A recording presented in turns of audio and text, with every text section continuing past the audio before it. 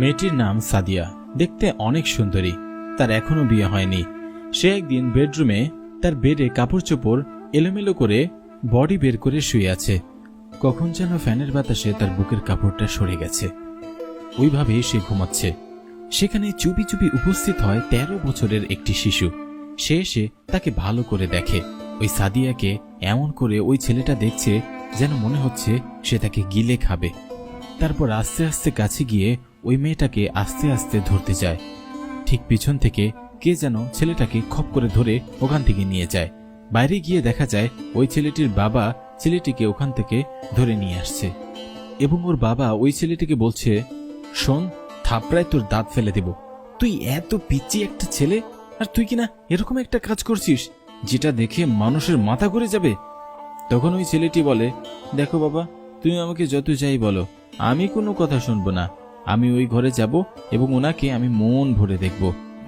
তখন তার বাবা বলে, আবার যদি আমি তোকে দেখি ওই ঘরে যেতে, তাহলে তোকে পিটিয়ে আমি তোর হাত পা ভেঙে ফেলবো। তবু বাচ্চার জিদ যে আমিও ঘরে যাব এবং ওনাকে আমি মন ভরে দেখব। তারপর বাবা বলে, যদি আর বেশি বাড়াবাড়ি করিস, তাহলে এই বাড়িতে যে আমাদের আশ্রয় দিয়েছে, আমি তাকে বলে তোকে এই বাড়ি থেকে বের করে দেব।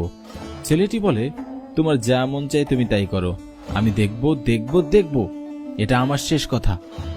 তখন বাবা একা একা ভাবে কি করা যায়। ছেলেটা যখন তখন সময় পেলেই তার দিকে এক নজরে তাকিয়ে থাকে। কি করা যায়? এমন সময় ওই ছেলের বাবাটিকে ডাকে সাদিয়ার বড় ভাই। সাদিয়ার বড় ভাই বলে, শোনো, তুমি তো আমাদের একমাত্র খাস লোক। তখন ওই ছেলের বাবা বলে, হ্যাঁ, আমি তো আপনাদের একদম খাস লোক। আমাদেরকে এই বাড়িতে আপনি আশ্রয় দিয়েছেন, আপনি কতই না উপকার করেছেন। তখন সাদিয়ার ভাই বলে, আগামী মাসে আমার বোনের বিয়ে। আমার বোনের বিয়ের জন্য যত বাজার সদাই খরচ হবে সব তুমি করবে, কারণ আমার হাতে তেমন কোনো সময় নেই। তখন ছেলেটির বাবা বলে, না না, এ তো বড় দায়িত্ব, আমাকে দিবেন না। এত বড় দায়িত্ব আমি পালন করতে পারবো না, কারণ এখানে অনেক টাকা পয়সার ব্যাপার। তখন সাদিয়ার ভাই বলে, শোনো, আমি তোমাকে বিশ্বাস করি, তোমাকে বিশ্বাস করে বাড়িতে আশ্রয় দিয়েছি। আমি জানি আমার 2টা টাকাও তুমি নষ্ট করবে না। অতএব আমার বোনের বিয়ের যত খরচ খরচা আছে সব তুমি করবে। এই বলে সাদিয়ার ভাই ওখান থেকে চলে যায়। তারপরেই সাদিয়া তার ড্রেসিং টেবিলের সামনে কাপড় চেঞ্জ করছে। এমনভাবে চেঞ্জ করছে দেখে মনে হয় আকাশের পরী তার পাখা চেঞ্জ করছে। কি তার ফিগার, কি তার চেহারা, কি তার চাহনি।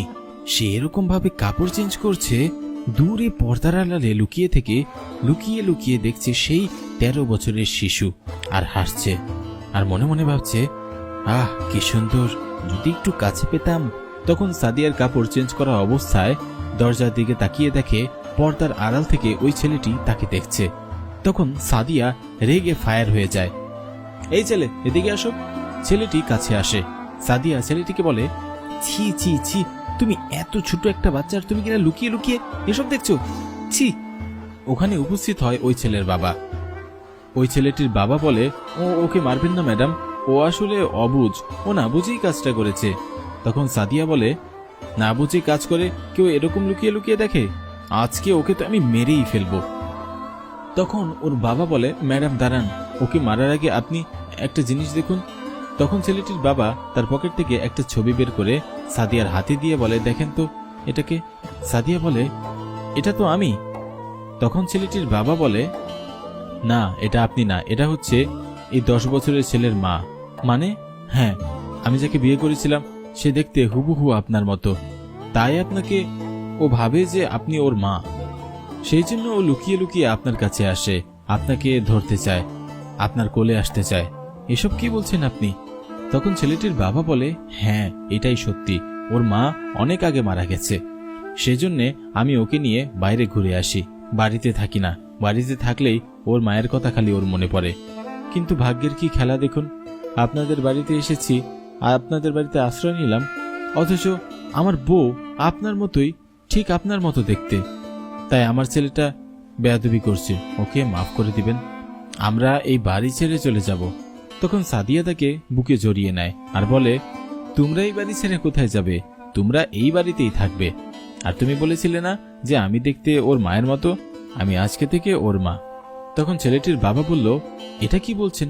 কেননা আগামী মাসে আপনার বিয়ে, বরপক্ষ যদি জানতে পারে যেটা আপনার ছেলে, তাহলে তো আপনার আর বিয়েই হবে না।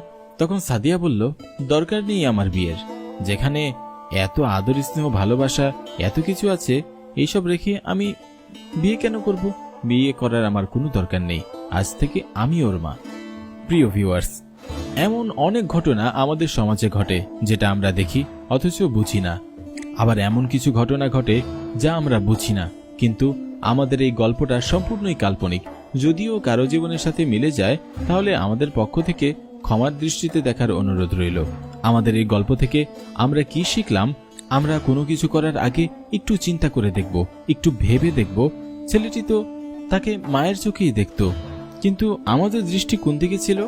তাই আমাদের দৃষ্টিভঙ্গি বদলাতে হবে, তাহলে আমাদের সমাজ এমনিতেই বদলে যাবে। সবাইকে অসংখ্য ধন্যবাদ।